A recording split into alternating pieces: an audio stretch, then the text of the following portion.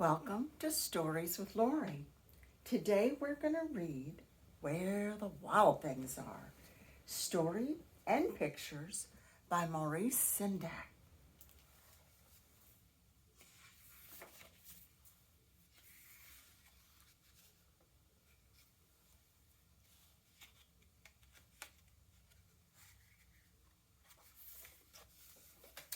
The night Max wore his wolf suit and made mischief of one kind and another, his mother called him a wild thing. And Max said, "I'll eat you up." So he was sent to bed without eating anything.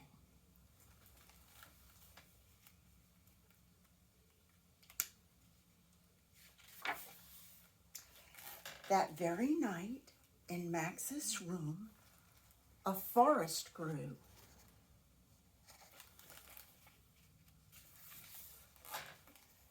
And grew.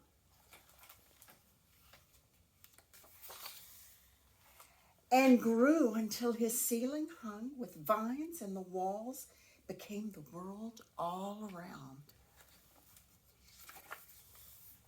And an ocean tumbled by with a private boat for Max, and he sailed off through the night and day, and in and out of weeks, and almost over a year, to where the wild things are.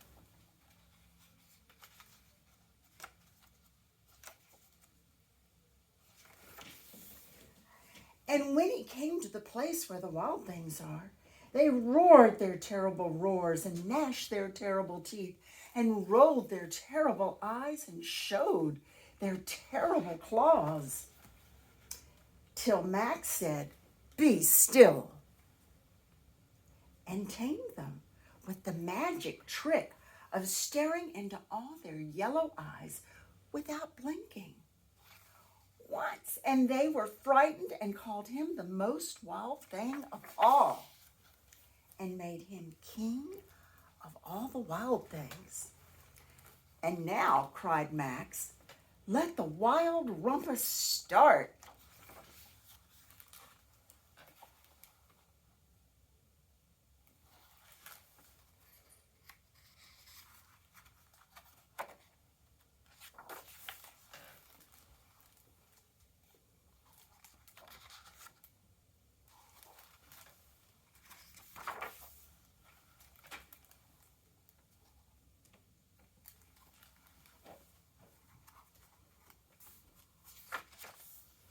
"Now stop," Max said, and sent the wild things off to bed without their supper. And Max, the king of all wild things, was lonely and wanted to be where someone loved him best of all. Then all around, from far away around the world, he smelled something good to eat. So he gave up being king of where the wild things are. But the wild things cried, "Oh, please don't go. We'll eat you up, we love you so." And Max said, "No." The wild things roared their terrible roars and gnashed their terrible teeth and rolled their terrible eyes and showed their terrible claws. But Max stepped into his private boat and waved goodbye and sailed back over a year and in and out of weeks and through a day and into the night of his very own room, where he found his supper waiting for him. And it was still hot.